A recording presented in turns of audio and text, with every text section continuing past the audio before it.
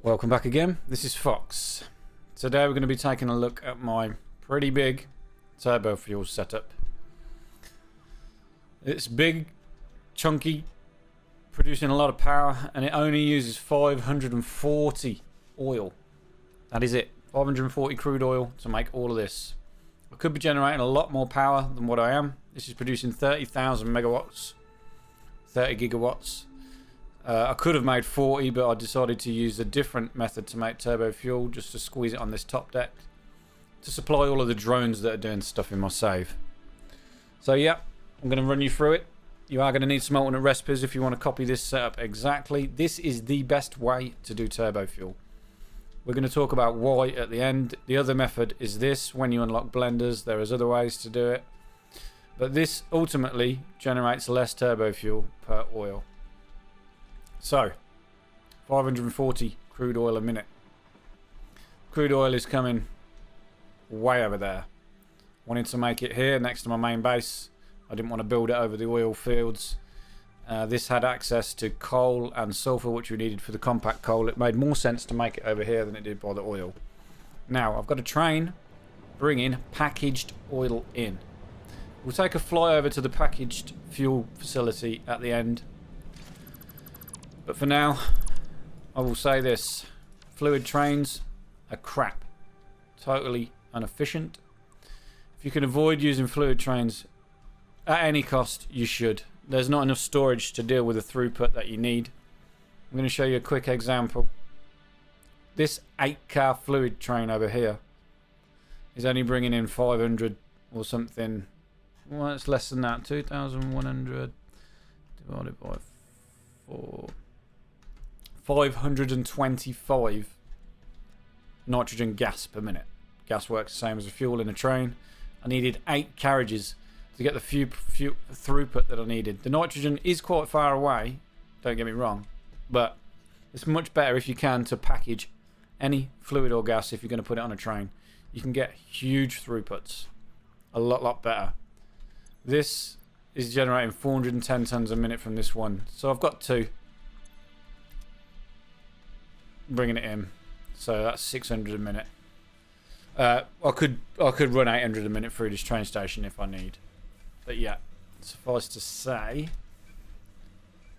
am I lying to you? 61 no, yeah, 600 oil. This is processing, unpackaging 600 oil, but I'm only using 540 a minute. So first recipe you're going to need is alternate heavy oil residue. This turns crude oil into heavy oil residue and polymer resin. Now, the reason I'm only using 540 oil per minute will become apparent when we get to the end. It's a simple fact that the way this split up, I wanted to end up with a 300 pipe of turbo fuel. A 300 pipe of turbo fuel can power 40 generators. 300 pipe of turbo fuel needed 180 heavy oil residue, and 180 heavy oil residue only needed 135 crude oil a minute. Now, if you times 135 by 4, which is 4 setups we've got here, 1, 2, 3, 4, 135 times 4, it's 540 oil. So this is all based around 300 pipes of turbo fuel. So just getting it out there. If you wonder why I didn't use the whole 600 oil, it was easier for me to deal with 300 pipes of turbo fuel. The ratios are a lot better for everything, including the petroleum coke and the coal and the sulfur that need to do it. This setup and this setup needed 480. At the time, I only had 480 belts available, so 2 setups running off a full belt was absolutely perfect for me. So 540 crude oil comes in, split 2 platforms. Each side is making 180, so 360 heavy oil residue per flat platform. Yeah, they have the byproduct of the polymer resin is all getting busted together, sent up here, turned into plastic, which is being used to make empty cartons, which we need for packaged turbo fuel, which is being used for the drains, and you need empty cartons for the packaged fuel, which is another step in the system. These do recycle back onto itself, but yeah, so the polymer resin, we just needed to get that out of the way, so we're using it to make the plastic. What isn't being used is just being sunk to keep everything moving.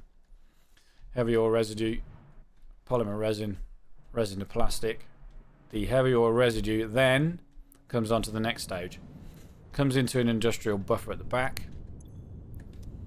It then goes down into a 600 pipe. Because it's making more than 300, we're making 360 per platform.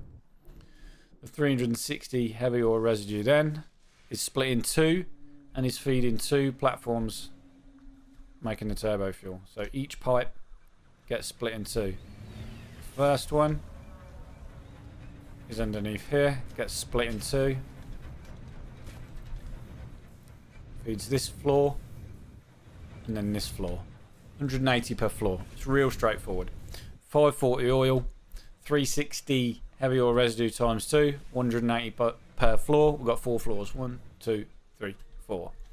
So, bear with me. There's a lot to cover on this, so it may be a little bit more of an in-depth video. This 180 heavy oil residue then, we are using another alternate recipe. This is an alternate diluted packaged fuel recipe. This is probably one of the best recipes in the game. This enables you to double the amount of heavy oil residue and turn it into fuel. If you look at the base recipe, it's 60 heavy oil residue to generate 40 fuel. Now, we used the one that I just talked about, diluted packaged fuel. It's 30 to 60. So you're getting 20 more fuel. It's crazy. It's like washing the water down to give you more fuel. But this is a recipe that you need to use. So this uses packaged water and heavy oil residue to make the packaged fuel. Packaged water is an absolute piece of cake. It's just a packager with water and empty canisters. So the water comes in. Each one of these needs 60, so there's 360. 1, 2, 3, 4, 5, 6. 60 times 30. 60 times 60, sorry. 60 times 6 is 360 water. So obviously you need Mark II pipes again. 360 water, the canisters, package it. I'm then feeding each one of these into its own refinery because each packager makes 60 a minute. Each refinery needs 60 a minute, so it's a 1-to-1. 60 water in here mixed with 30 heavy oil residue makes 60 packaged fuel a minute. I hope you're keeping up. If you want, I'll link the Satisfactory Tools calculator where I've set this up so you can open it up and see exactly what I've done. I'll do it just per 180 heavy oil residue. It'll be easier to get your head around that. The 180 oil residue is what makes 300 turbo fuel. So there'll be a link in the description to the Satisfactory Tools calculator that will show exactly the setup that we've got here. If I'm going a bit fast or if you want to go over a certain phase. So 60 packaged water fed directly into the alternate diluted packaged fuel refinery, mixed with 30 heavy oil residue, give us 60 packaged fuel. You then need to unpackage the fuel, so we've simply got an unpackager. The canisters then come out of here. This is a 1-to-1, so whatever fuel you put in, it unpackages the exact same amount, obviously. The empty canisters then come down, sent back underneath, and then feed back in to the lift at the end here. This one, I did it going over the top because there wasn't room underneath. So the empty packages come out, they come up, go over, down, and back in. It's a never-ending cycle. You only need about 100 pack canisters in each. You probably don't even need that. You probably only need 50 or so. I loaded each one with 100 canisters, and that made it work perfect. Just kept going nicely. So once the fuel is unpackaged, you then need to turn it into turbo fuel. So 60 fuel and 60 fuel. I've bussed these together. We've got 3 different pipes, 120 fuel in each pipe. This 120 fuel can be turned into 100 turbo fuel. So 120 fuel bussed together in a pipe, comes to the end, split between 6 refineries. 100 divided by 6 is 16.666 turbo fuel a minute each one of these can make, and it takes 20 fuel. So it's a simple split. 120 divided by 6, 20 a refinery. This makes a 16.667 per refinery. If you times that by the 6 refineries, it's exactly 100 turbo fuel per minute. We've got 3 banks of these, 3 pairs of the 120 fuel per minute, 3 banks of turbo fuel, making a full pipe of turbo fuel, which then in turn feeds 40 fuel generators. 3 banks of 13 and a third I've got here. It's just what I could fit on this platform. I know it's weird, 13.333, but that's just how it worked out. The only thing we haven't dealt with is the compact coal, and this is really straightforward. It's just an assembler. Each one of these needs 13.333. 13.333. Recurring times by 6 is 80, times by 3 banks of 80 is 240 compacted coal a minute. Now, this is a 1-to-1 what you put in. You need the same amount of coal and sulfur to get the same amount of compacted coal out. So this is another alternate recipe. You need this. If you want to make turbo fuel, you need the compacted coal recipe anyway. So if you're looking at this, if you came here to make turbo fuel, I'm going to assume you have the compacted coal recipe. And to be honest, you should really take the time to go searching some hard drives and find the alternate diluted packaged fuel recipe, because this combined setup is the best setup you're ever going to get for turbo fuel. So yeah, nice and straightforward. We've got a 10 assembler setup. These are underclocked slightly to 96%. You could do it in a manifold a different way if you wanted, but for me it was easier to underclock them slightly. That meant each one of them needed 24 coal and 24 sulfur.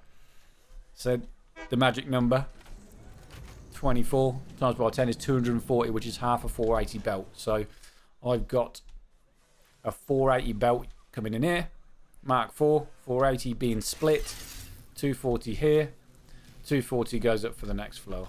The sulfur was done a little bit differently because I had impure nodes, and yeah, it was a little bit more involved rather than just splitting a 480 line.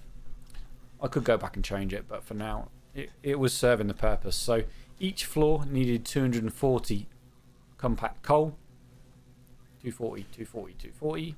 Top floor we didn't need it because we are using this blender method. So that's it. It's really, I would say straightforward, but there is a lot of processes. Once you get it set up and it's running, you can just leave it, obviously. One thing I will say is do buffers for your oil. Do buffers for your heavy oil residue. Do valves coming out of your refineries into each one of these. You'll notice this is a recurring theme. I do this, it stops any backflow. It makes sure that anything that comes out of these is always going in the right direction.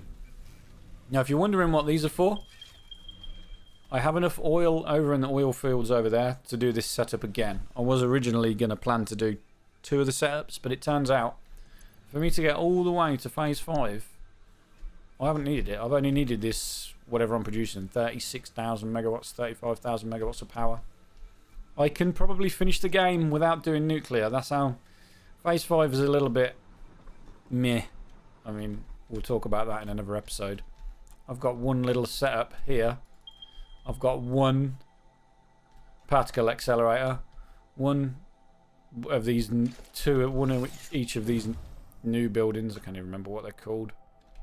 Converter and a quantum encoder. I'll just keep swapping the recipes around and just filling the bins in. It's more than adequate to make what we need so far. Yeah, I'm a bit underwhelmed by phase 5, but that's for another video.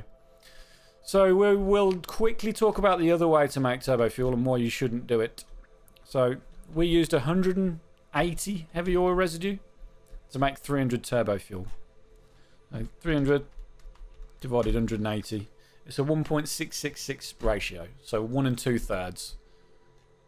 So you're making 2/3 again the heavy oil residue that you put in to make turbo fuel. Now this is the other way of making turbo fuel.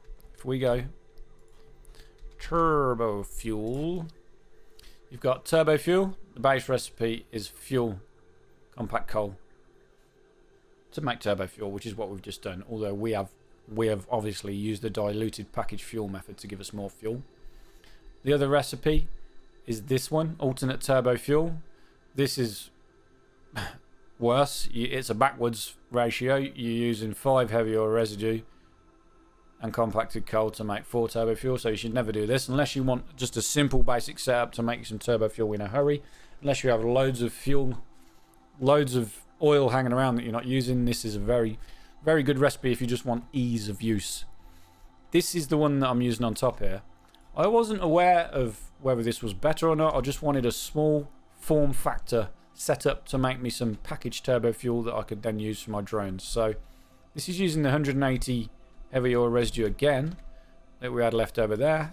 Exactly, it's coming from that row of 5 refineries, making 180 heavy oil residue. Now that is split into this diluted fuel blender.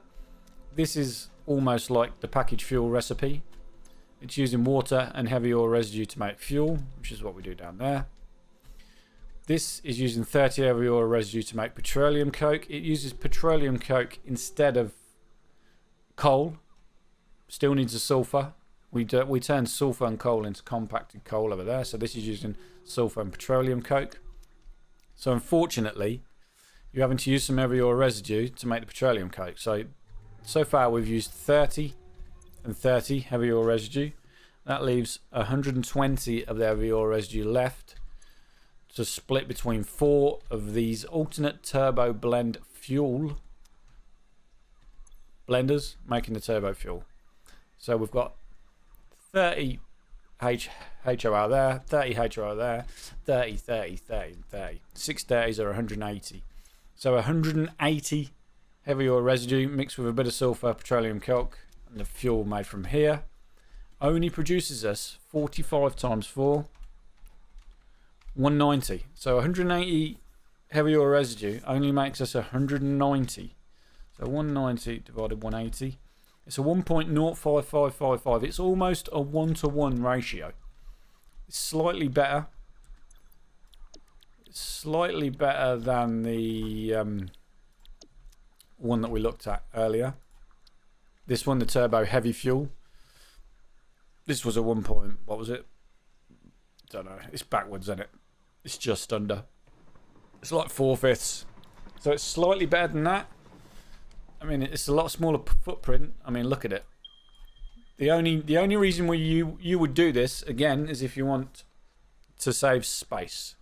If you're like me and you're a min-maxer and you want to get the most out of every input, then this is definitely the way to go.